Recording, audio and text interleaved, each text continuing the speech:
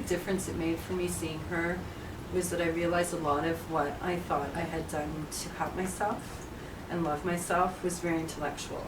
And seeing her gave me the experience of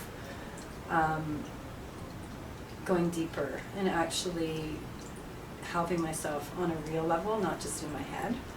It's, you know, I started to connect with the things that were operating underneath. It's eradicated me operating out of a very fear-based pattern of living. It's made me way more joyous and has helped me to see the ways in which I was hindering having joy and happiness and health in my life.